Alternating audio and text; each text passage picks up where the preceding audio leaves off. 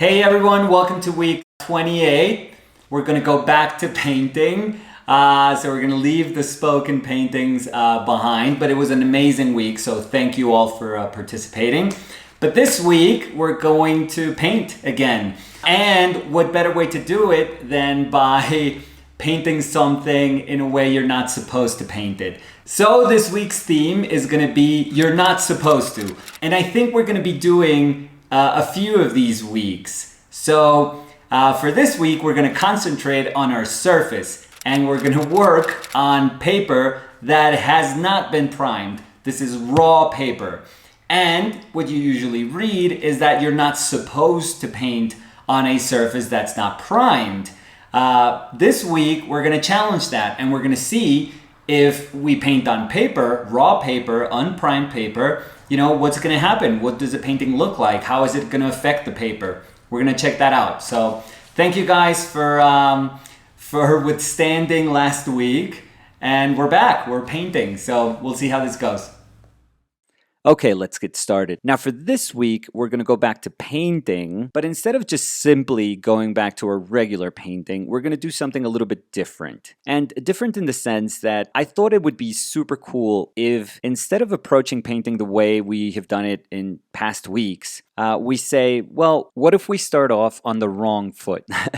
And by wrong foot, I mean, what if we execute these paintings in a way that you're not supposed to? So that's going to be this week's theme.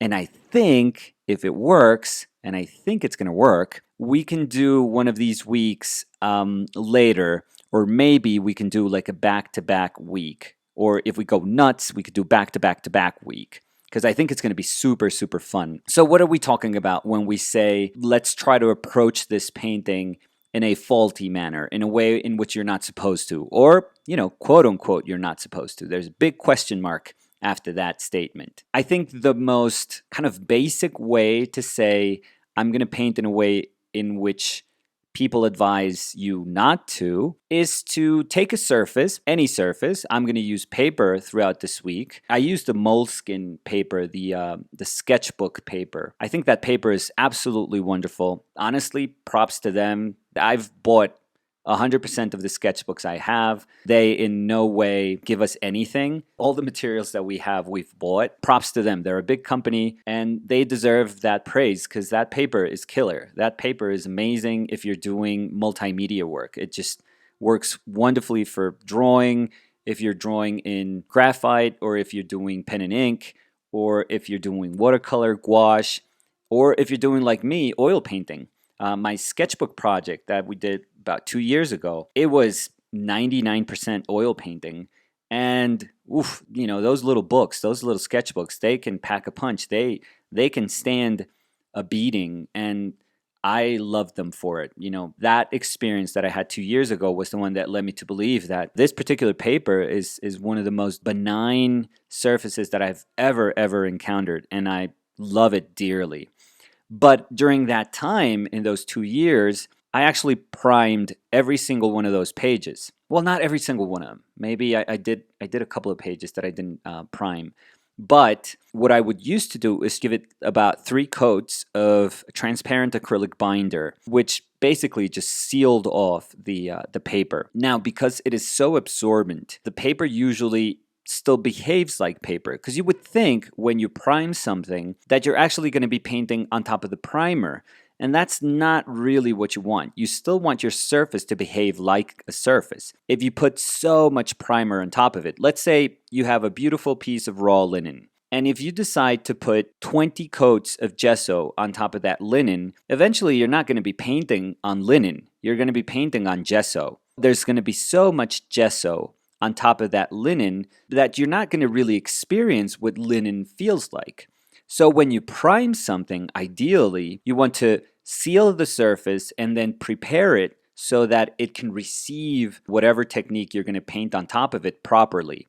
So for oil paint, you would want to seal the surface. So, all the solvents and all the oil and varnish and resin that you're using, in your medium, all that stuff doesn't seep into the paper and starts kind of eating up the fiber of the paper. So you want to seal it first and then prepare it so that it's welcoming to the technique you're going to be using. So for oil paint, what people realized hundreds of years ago is that if you put like a thin layer of paint, basically just white paint on top of your linen, and you let that dry, this is super, super important. You have to kind of stabilize that layer. And the only way to stabilize it is through time. So you would have to let it dry for, 6 months to a year. Then that layer of paint would be the most welcoming surface to put paint on top of. There's nothing like painting on top of paint. It's delicious. Like I say, the perfect word to fit what I'm trying to describe is that it's welcoming. It really just embraces paint. Paint embraces paint. So in a nutshell, that's what you're trying to do. When you're priming something, you want to seal a surface first so that all these agents can't kind of seep into the material of your substrate. And you want to then prepare the surface so that it can receive the paint that you're going to put on top. That's what you're trying to do when you prime something. Why was I using transparent acrylic binder when I was working on my sketchbook? The answer is super simple, because many times I would have a drawing underneath. I would draw on the raw paper. And because I didn't want to lose my drawing, I couldn't just put acrylic gesso on top, because gesso is opaque and it would cover up the drawing. So you basically use the binder that's in acrylic paint and in acrylic gesso, which is acrylic binder. They sell that, and some of them are great. I feel that one of them is very, very cheap. I used to be able to get it here. They don't have it anymore in Colombia, which is I'm suffering because of it. But it's the PBO brand, and it's called Bindex. I would just put 3 coats of that. Yes, it does kind of warp the paper a little bit, but moleskin paper is actually pretty thick, and it's so good that it doesn't warp that much. And once you prime the back of the paper, because if I was doing a sketchbook, I would paint both sides of that page. Once you prime the other side, it kind of balances out, and you get like a perfectly balanced page. So you have the same tension on one side as you do on the other side, and that's what you want. For stuff not to warp, you want to have the same amount of coats on the front and on the back. Now, I'm describing this because that's the proper way to do something. That is the way you're supposed to approach painting. That's what years of painting, and I'm not saying tens of years, that's what hundreds of years of painting have taught us. That in order for a painting to be stable, in order for a painting to survive hundreds of years, maybe thousands of years, you have to try and stabilize this chemical equation that you're working with when you paint. And the way you do it is just by protecting your surface and then making it so that it is inviting to oil paint. But everything is done in order to achieve balance, in order to achieve stability. That's what you ideally want when you paint: stability. The thing that is not going to change, that is going to endure time, with the hopes, I guess, that eventually, hundreds of years later, people can say, oh my God, look at her. She's an absolute genius. And what a gift of life that we have these paintings with us now. This is where I have this inner struggle that is something that I acknowledge. And in many ways that I know it may be considered as selfish. And I'll try to explain myself to see if any of this makes sense. With my work, with my own work, I'm not speaking about anyone else's work. This is just about, my path. With my work, I've noticed that, with the passing of the years, I just don't care about the fragility of my paintings. I say this having done my best at trying to do incredibly stable paintings for maybe over 15 years, 18 years, I would say. During all that time, I've done things properly, quote unquote properly. I've done things that you're supposed to do in order to give your painting the best shot at surviving time, the passage of time.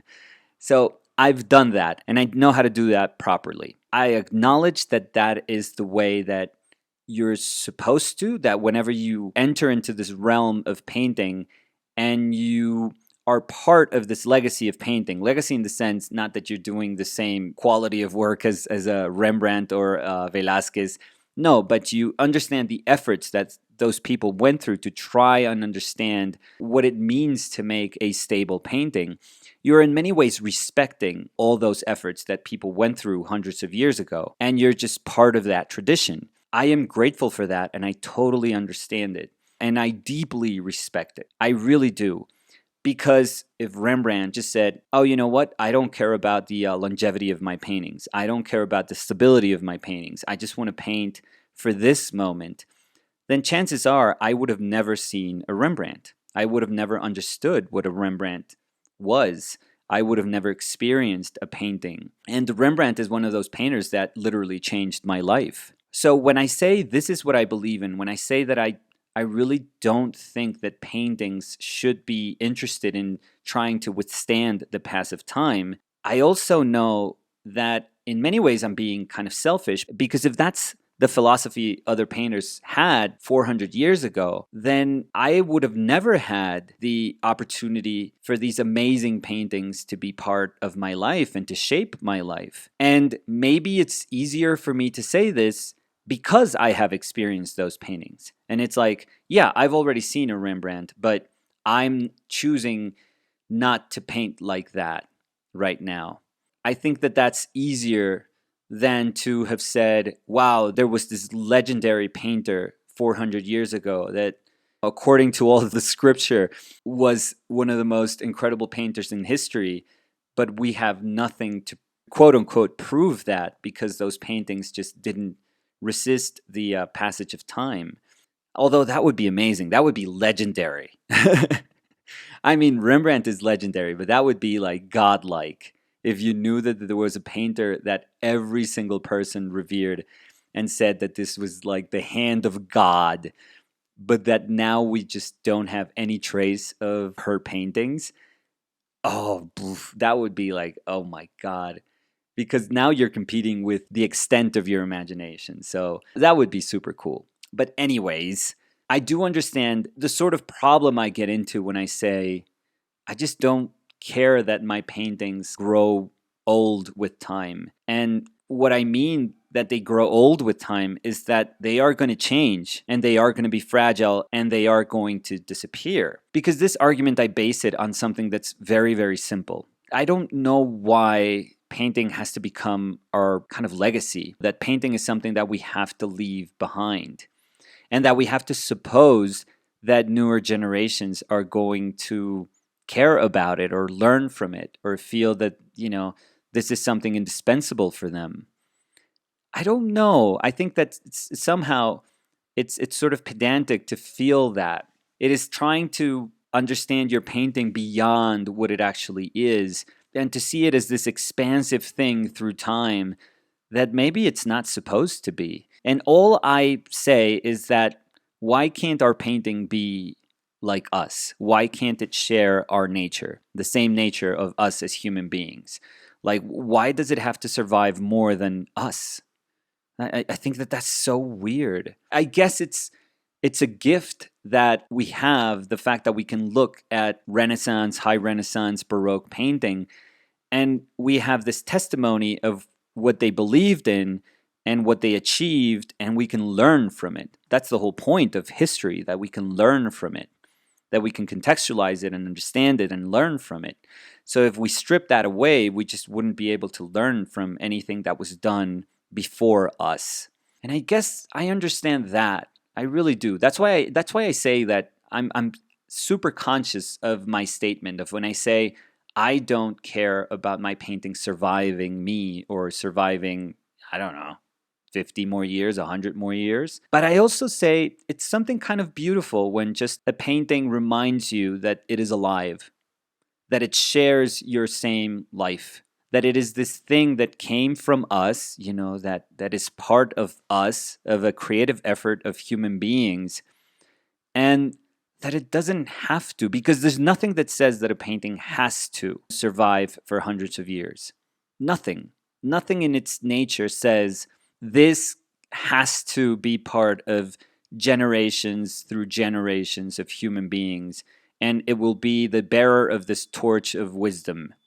No, I think that that is kind of strange and weird also. But again, I also feel that when I'm saying that, when I'm stating, I don't care what happens to my paintings, I also understand that that's a tough statement to try to bear, because if the history of painting thought the same way, we would not have any history of painting. So what would there be, and how would I paint?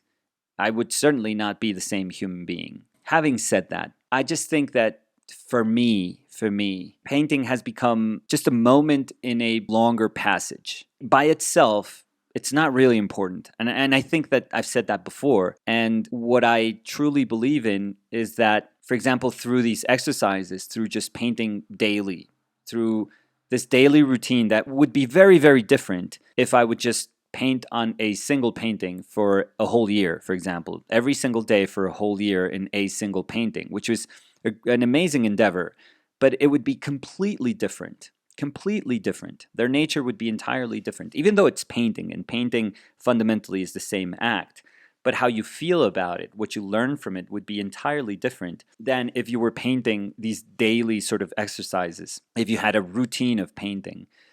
Because when you do a painting after painting after painting after painting, and mind you, this is not just haphazardly doing a painting, but really pouring your soul and your effort into how many hours. If it's one, it's one. If it's 5 hours.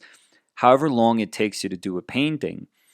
If you're really committed in that exercise and that painting means something to you, if you just put it aside and don't cherish it, and it doesn't become this object of adoration, it doesn't become this sort of altarpiece that you pray to and that you only look at to remind yourself of how good you are.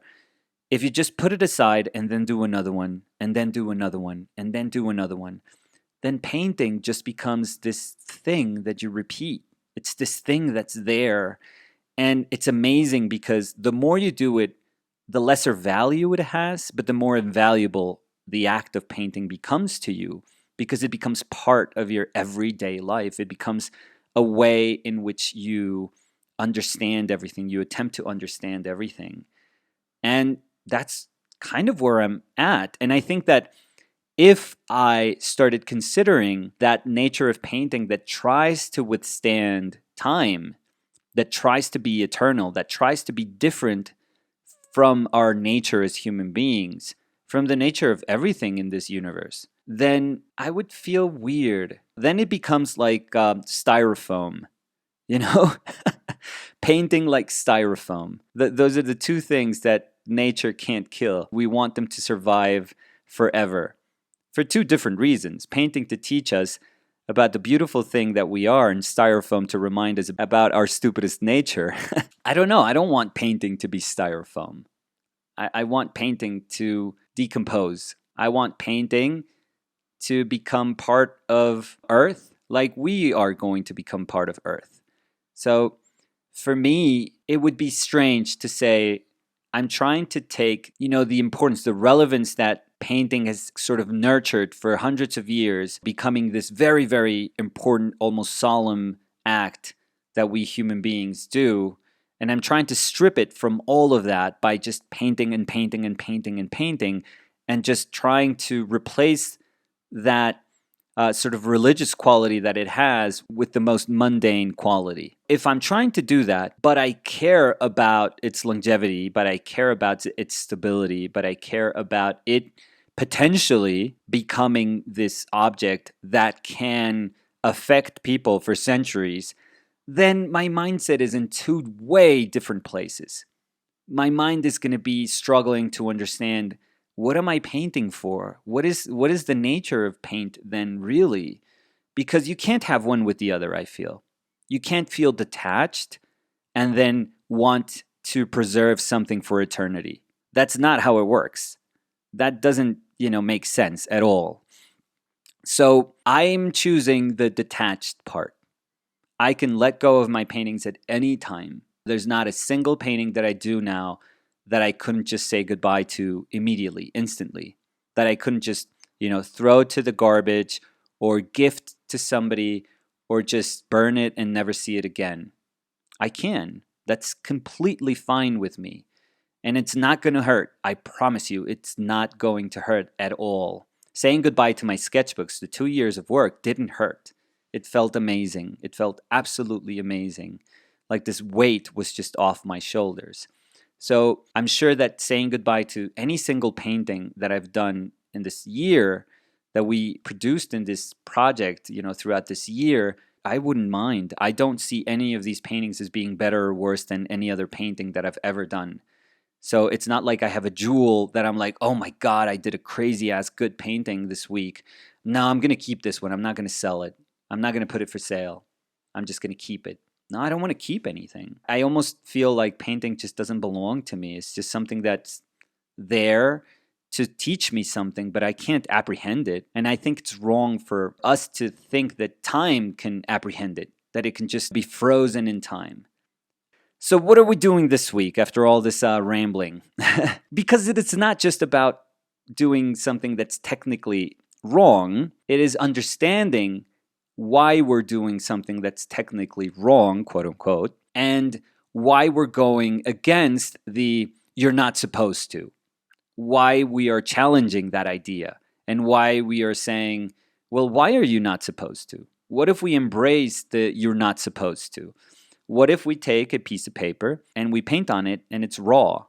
And we know that with every single stroke that we're putting on that piece of paper, we are literally damaging that paper. It's a sort of sad act if you think about it, because you're helping this paper to die.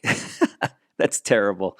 That's absolutely terrible. But a tree died for that paper. So, it's a history of death if you think about it. So what if every single stroke is just saying, you are not going to survive for long, and you are going to change from the moment I start painting. This is the most amazing and beautiful aspect of painting on paper, on raw paper, that immediately you feel that oil sinking in, and you feel that that surface is changing. And the first stroke you put, in 5 minutes, it's going to look different. And in an hour's time, it looks different and feels different. It's changing as you paint. It almost reminds you that it's alive. Painting is not just this thing that we impose on a surface. This thing is alive. It's incredible. There are tons of sacrifices that we do. We can speak about those sacrifices later on during this week. But for now, we are just saying, you know what? I'm just going to acknowledge the fact that this is going to damage my surface, that this is going to make my painting be unstable. The painting itself is going to constantly transform, constantly. But it's beautiful. It grows old with us. We have wrinkles and our skin sags, even if we don't want to, but it will. We change. Our mindset changes. Our philosophy of life changes, hopefully for the better. We try to become these better, more compassionate human beings with time. We change. Why can't our paintings change?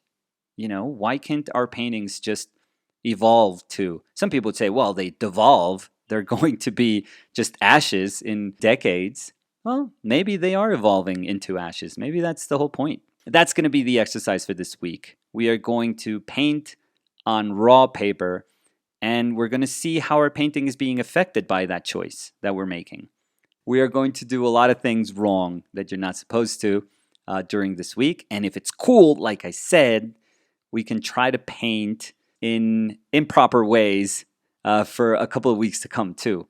We just try to find things that you're not supposed to do and do them and see if painting actually works, which I think it will. To be honest, like spoilers, I think it does. Every time a person says you're not supposed to do something, oh, you can do it. Oh my God, that's an invitation for me. Every time I hear somebody says, oh, no, that would be terrible for your painting, I'm like, hell yes, that's a challenge. I'm up for it 100%. So that's what we're doing this week. That's a big welcome back to painting for us this week. I hope you guys enjoyed it. I certainly did. We'll see you tomorrow. Remember, it's Spanish Tuesday, Martes de Español, so brush up on your Spanish. Come on, just get some Spanish app and learn Spanish. It's a beautiful language, absolutely beautiful. So just learn Spanish. I'll see you guys tomorrow. Bye.